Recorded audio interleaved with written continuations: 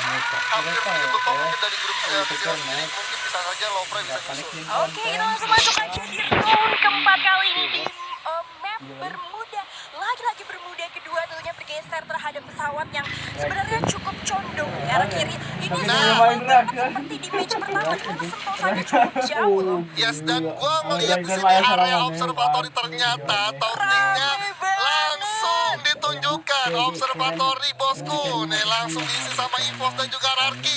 Dan udah ada satu tapping yang dilakukan di mana aku masih coba duduk di singgah sana di arah observatory di mana Street sudah bakal menerima damage, di mana Pac-Man pun juga udah harus tumbang. Menyisakan 3 pemain tersisa dari RRQ Hades. Legalot pun udah menerima peluru panas dari EVOS Esports dan Chanzu di belakangnya. Oke, di sini belum ketahuan dan ternyata justru masih bisa untuk menyelamatkan posisinya. Belum berhenti sampai situ karena kalau kita lihat Street berhasil mendapatkan poin eliminasi yang bisa gue bilang free banget, nggak bisa dijemput juga. Di sisi lain tadi gue lihat ada notification juga dari Onyx ya. Yap. Di satu tempat yang berbeda juga.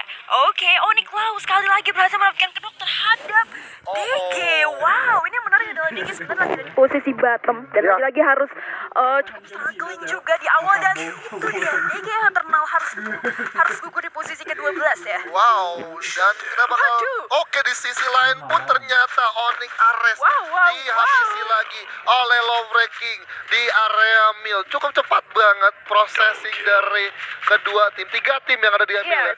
Ini emang biasanya tim yang posisinya lagi ada di third party jauh lebih menguntungkan ya di sini. Padahal sebenarnya tadi Onyx udah kayak berhasil dengan puas mendapatkan satu tim wipe, tapi ternyata nggak berhenti sampai situ. Kita walaupun nggak melihat ya POV-nya gimana fight itu terjadi, dan yes, ini harusnya menjadi satu batu tahapan lagi untuk Louvre masih bisa seger poin menuju 1 sampai dengan 2 placement group ya. Yap, benar banget. Dan kita beralih lagi ke arah observatory di mana EVOS Esports dan juga RRQ masih belum selesai untuk fight-nya, karena kita lihat di sini dari EVOS dan juga RRQ sama-sama trading pemain, yang dimana dari Sam 13 harus pulang ke lobby dan juga RRQ RRQ Connor Pac-Man. Ini menarik nih, padahal Sam 13 baru aja main ya. Tapi kayak langsung dipulangkan begitu aja.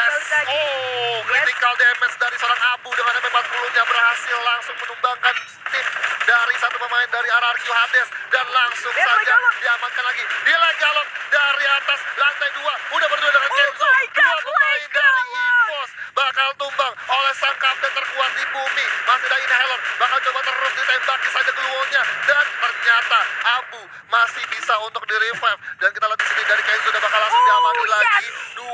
Satu pemain terakhir lah untuk ditukar kembali 2 versus 2 untuk RRQ dan juga EVOS Esports. Wow, Mechanical individual skill yang bagus sekali sebenarnya dari posisi Legalot. Tadi dia berhasil nge-knockin satu orang juga, dan tadi Kenzo berusaha untuk nge-flank dan head on 1v1 terhadap Legalot. Tapi yang menarik adalah justru dia ke-knock juga. Dan akhirnya menjadi double knock didapatkan oleh seorang Legalot sendirian. Ini benar-benar pembuktian dari skill individual juga tentunya. Dan gue lihat di sini ada skill setnya yang dimiliki RRQ Legalot. Dia nggak pakai Kelly, tapi kita beralih lagi di mana O'Connor sudah mendapatkan seorang Abu, menyisakan seorang Street yang masih coba struggling untuk mencari satu angle untuk melakukan satu takedown juga pada tim RRQ, di mana O'Connor langsung dipulangkan saja seorang Abu, dan di sini udah ada duel head to head, dan ternyata Legalot dengan M60-nya berhasil menyelesaikan dan terkena headshot di sana Street. Yes, this is it. Hades yang ternyata harus menumbangkan macan putih kita yang sedang ada di posisi klasmen awal juga secara grup.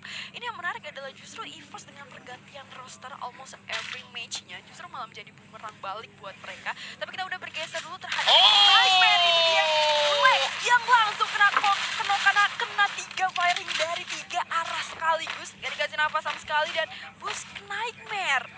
Wow, yang berhasil nge-pick off satu juga di area posisi Mars Electric. Ya, ini berasa banget ya dari Bank tuh benar-benar kaget banget, karena dari 4 pemain Boss Nightmare tuh udah sadar di Mars Electric itu udah ada satu tim di area sana, sampai pada akhirnya tadi satu orang si Bank itu mencoba buat mengambil satu update first langsung di di shotgun dengan double barrel, dan itu benar-benar kena head banget, kena headshot sendiri, dan benar-benar udah kayak di surprise begitu. Lu kayak lu lagi lagi benar-benar hari ulang tahunnya tuh di surprise happy birthday gitu. Dan ya tadi memang posisinya juga Aerowolf yang memang turun di arah factory, kemudian akhirnya dia rotasi kedua ke arah Mars Mana yang Electric. dulu? Di sisi lain sebenarnya Perekam Bos di Nightmare Naya, yang tadi turun di arah Clock Tower Kenapa justru itu? turun juga ke arah Yang dulu bottom tahu, of the baik. map dan Datang harus pun. bertemu head onnya sama Datang. Aerowolf itu di arah Mars Datang Electric sama karena siapa? mereka ketika memasuki rotasi kedua dari Baik. masing-masing tim ya, Mau di- dan justru harus diungguli dengan Bos yang ternyata nggak di-expect posisi masuknya oleh Aerowolf, dan itu juga kepisah cukup jauh ya, 3 firing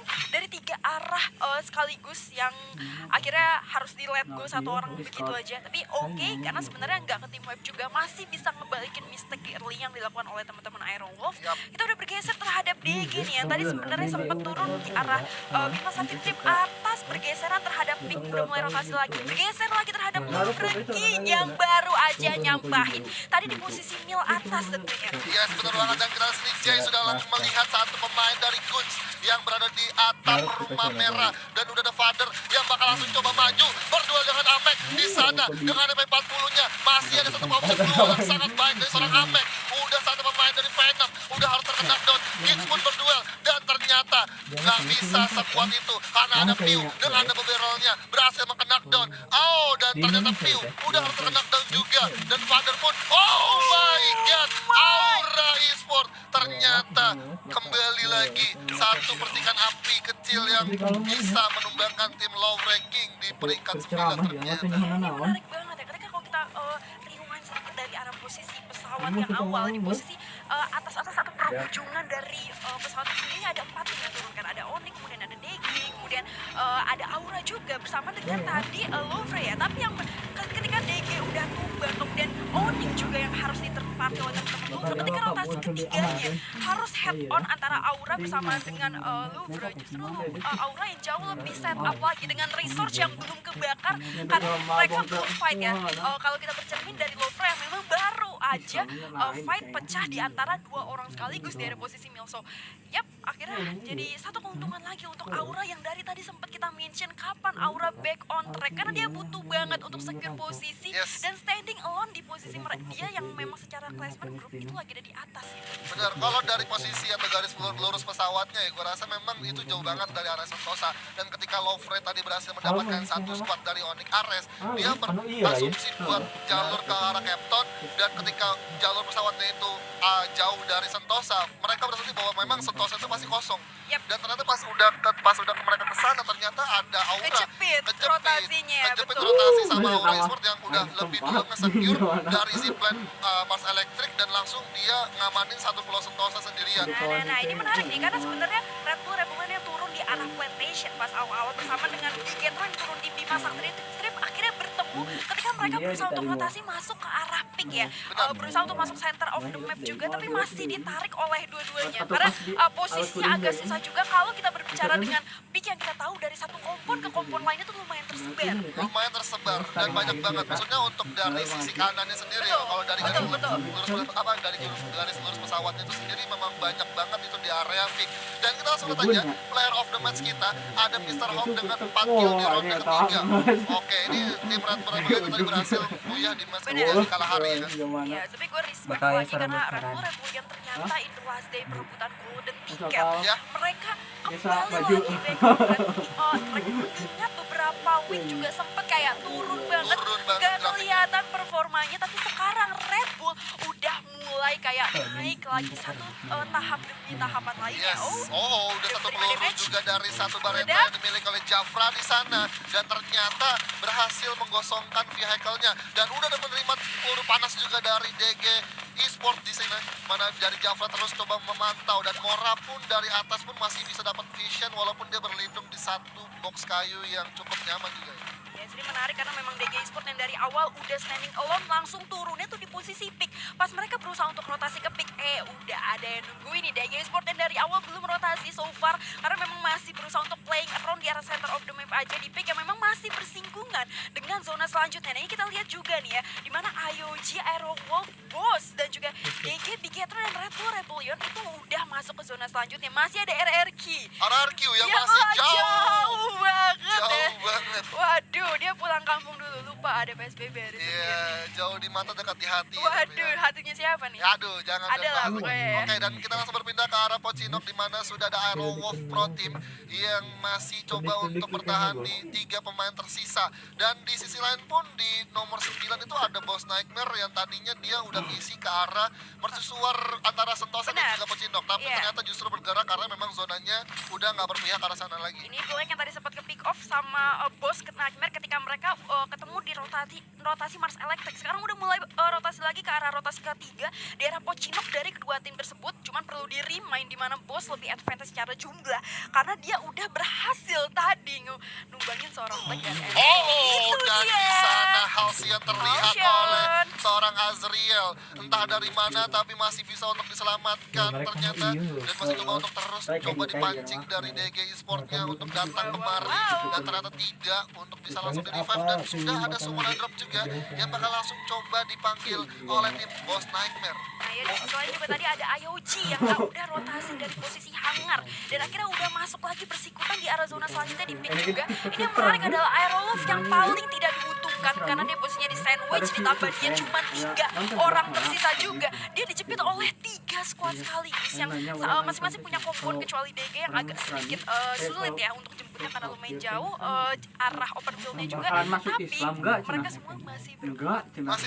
Masih berempat, tinggal nunggu aja momentum dari Aerowolf sendiri. Nggak bisa untuk memaksakan karena memang ketika lu udah zona 4 kayak begini dan lu tahu ini zonanya udah mengecil, pastinya semua pun tim yang ada di yang bermain pada malam hari pasti mengisi semua slot ataupun kompon-kompon yang ada di Pocinok. Dan kita lihat sini dari RRQ Okano Akhirnya udah langsung bergerak dengan datang vehicle-nya. dia dari pulang kampung. Nah. Nah ini perlu di-remind lagi nih. Tadi kalau kita melihat restore yang dimiliki oleh teman-teman Aerolov yang memang secara disadvantage secara jumlah juga posisi yang ke sandwich, apalagi dia bahkan armor sama face sama helmet juga belum punya gitu. punya. Minim research banget dari Aerolov, apalagi dia gua rasa nggak bakal keluar untuk pecahin atau gimana karena posisinya mau nggak mau dia harus counter attack pergerakan dari 3 squad yang bahkan menuju 4 ketika masuknya RRQ tadi. Yes, walaupun sebenarnya source-nya sendiri masih coba dikumpulin juga dari Mr. Wager yang dimilikinya, karena memang mereka coba Lebih untuk ke arah memaksimal. armor sih. Iya. Armornya gak ada Armornya kan nggak ada, tapi sih. walaupun sementara Mr. Wager membantu, tapi seenggaknya untuk duel jarak dekat tuh agak riskan juga. Iya, dikasihnya langsung ke rasernya Oke, semua. tapi sudah ada UAV yang langsung ngasih satu notif posisi yang benar-benar all in banget di Pocinok. Wah, ini udah bakalan langsung ketahuan aja dan udah bakalan pasti berhati-hati banget untuk mengambil satu keputusan. Dan ternyata zonanya justru condong ke arah bawah dan Pocinok masih dapat, dan ternyata udah banyak full banget tim yang Ini RRQ nempatin. bisa ke backstep sama teman-teman Aura yang decided untuk ngambil rotasi yang lumayan respect ya dengan Yes. keluar juga. Tapi kita bergeser dulu terhadap Aerowolf di sini dan Bang yang berusaha ngasih tapping spray karena posisinya kita tahu memang sangat kejepit juga di tengah-tengah kompon dari Pocinok itu sendiri. Dan kita lihat sini dari pergerakan Island of God sudah langsung saja ngamanin Perbayang karena dari labirin sendiri dia udah nggak kemakan zona juga. Jadi memang udah harusnya berpindah tempat dan banyak banget sih kompon yang dimiliki oleh Island of God sendiri. Ada masih dari rumah Ayah, masih dari rumah Sultan. Jadi masih bisa untuk dapetin vision ke arah Aerowolf. Kalaupun Aerowolf sendiri nggak coba buat aware ke area sisi dari Pocinok sendiri. Yes, dan perlu di-remind lagi juga ini udah memasuki OTW zona keempat. Tapi masih ramai banget. Mulai pengakhiran dari match karena tersisa 2 match juga di sini. Semua tim yang tadinya sangat barbar dari early-nya sekarang jauh lebih defensif, lebih holding position. Bahkan ini udah danger zone keluar, UAV udah keluar juga. Semua masih berusaha untuk nahan posisinya masing-masing. Yes, bener banget. Dan kita sini Jan sudah langsung ngelihat pergerakan dari tim Aura Esport yang dimana dari posisinya itu berdekatan dengan Boss Nightmare, dan Boss Nightmare menjadi punya dua PR ya, dimana menahan satu tim dari Aura Esport dan juga RRQ Esport yang memang udah coba terus bergerak masuk ke zona selanjutnya, dan dari RRQ sendiri cukup telat sih. Ini Menurut gue, gua. kita lihat dulu dari Rebel ini sebenarnya udah kepaksa rotasi juga oleh karena zona yang udah maju juga, dan ini harusnya udah disiap disambut oleh teman-teman IOG karena sebentar lagi udah akan bersikutan tentunya. Yes, dimana seorang ataupun tim dari Red Bull Rebellion sudah satu pop shot global dipasang oleh Mr. Home, udah bakal langsung coba ngobrak-abrik ke arah Island of God, dimana seorang Lord sudah terkena down. Ada Zico langsung nge-end aja dengan MP5-nya. Seorang Kiss juga sekarat banget dan langsung saja dapat satu on point banget double barrelnya di sana. ternyata Island of Water God play. langsung di hashtaggin ke-8. Wah. Aduh, ini menarik banget karena padahal faktanya adalah IMG sebenarnya udah secure posisi positif duluan di situ, udah tinggal nyantap pergerakan Red Bullan yang harus kekejar zona juga, Bener. yang di open field juga. Tapi entah kenapa karena individual mekanik dan setup yang lebih bagus dari Red Bullan dan harus dipanis hanya ditukar satu orang di sini dari RBR. Yes, tapi Red Bull Rebellion sendiri cukup rugi banget ketika zona udah masuk zona late game. Dia harus kehilangan satu pemain, itu udah benar-benar gak bisa buat all in fight dengan tim lain. Dan juga ini bakal menjadi satu PR juga untuk Red Bull Rebellion, mengingat dia masih coba untuk mencari poin-poin yang banyak untuk bisa menyusul di grup C. Dan kita langsung lihat aja Piu sudah ngeker dan sudah sadar juga ada satu tim yang berada di rumah kayu. Dan dari tim Aura Esports sendiri juga gak sadar bahwa itu ada tim dari Boss Nightmare. Yes, ini turning back point tentunya dari Aura Esports di posisi game keempat. Karena kita lihat juga dengan 5 poin eliminasi, dia udah nge-secure satu combo yang masih ada di center of the zone juga. Masih lengkap dan resource-nya masih kaya banget. Gue rasa bisa jadi kemungkinan Aura ngebalesin kekalahannya di game 1, game 2, dan game 3. Tapi kita lihat dulu sini karena udah ada open fire yang juga dibuka oleh seorang Maybe terhadap teman-teman dari RRQ tentunya. Tapi di sisi lain ada Boss yang berusaha untuk langsung memecahkan fokus di antara kedua tim tersebut. Ada Legalot yang lumayan cukup jauh dijepit oleh teman-teman Boss juga kali ini RRQ. Udah bakal ada backstab juga dari RRQ Hades ke arah tim Boss Nightmare. Kalau Boss Nightmare gak sadar, udah bakal langsung jadi makanan untuk RRQ. Tapi kita di sini dari Boss Nightmare gak gentar maju ke arah Bigetron, di mana Maybe masih coba ngokang MP9-nya. Haide pun udah terkena down di sana. Dan oke, kita di sini Regalat berhasil mendapatkan satu pemain dari Riza dengan MP5-nya cukup jauh. Dan ternyata Boss Nightmare harus tereliminasi di peringkat ke-7, di mana Bigetron Beat berhasil mendapatkan 4 pemain tersisa. Dan seorang kapten terkuat di bumi, Legalot, masih coba untuk tes ilmu untuk clutch yang ada di sana dengan Bigetron Beat. Iya, karena posisinya sebenarnya tadi Hades juga agak susah karena dibantu firing oleh teman-teman Aura dari belakang. Makanya kalau 3 orang dari Hades di sini harus tumbang lebih awal. Tapi di sisi lain, itu dia head on-nya yang udah berusaha untuk di-play oleh seorang Legalot, tapi nggak bisa, harus gugur di posisi ke-6. Yes, datang lagi tim Aura Esports yang nggak bakal tinggal diam di sana. Bakal coba untuk kumpulin poin dengan 5 tim tersisa dengan 17 pemain yang masih hidup. Di mana Anca bakal bergerak ke arah kanan tapi zonanya udah ngegigit. Dan Jafra di sisi lain dengan baretanya udah berhasil memakan korban. Dan di sini Aura Esports berhasil mendapatkan satu posisi, satu rumah kayu yang masuk zona. Dan kita di sini dari Red Bull Rebellion bakal struggling masuk zona selanjutnya dan Zico terkena oleh Playzone. Ada satu peluru lontar dari Maybe tapi ternyata masih belum kuat untuk numbangi 2 pemain tersisa dari DG Esports. Ada Azriel nggak sadar di belakangnya ternyata. Oke, di sini Anca sudah terkena down. Dan ternyata Bigetron Beat harus ter-wipe out di posisi ke-5. Nggak selesai sampai situ karena di sini DG Esports datang lagi tamu yang tadi undang. Ada Aura Esports di sana. Oke, di sini Jafra bakal coba pegang double barrel-nya, muter-muter terus. Ada Halcyon datang untuk coba nunggu momentum yang ada. Dimana dari sini Halcyon udah bakal langsung coba secure posisi di arah sisi kanannya. Sudah kelihatan ada Piu di sana, ada granat yang masuk tapi ternyata masih belum bisa knockdown satu pemain dari Aura. Tapi di sini Halcyon bakal head to head dengan seorang Deadly dengan MP40-nya. Critical damage. Halcyon bakal langsung coba pulangin Deadly ke arah lobby, pulang aja ke rumah. Dan sini kita lihat back, udah langsung jumpsuit. Ada satu box keluar yang cukup baik tapi kejepit dampaknya Mora. Oke, dan bakal langsung coba duel lagi dengan pemain tersisa. Dan ternyata DG Esports harus wipe out di posisi kedua. Dan Aero Wolf Team berhasil dapetin buyahnya di match keempat di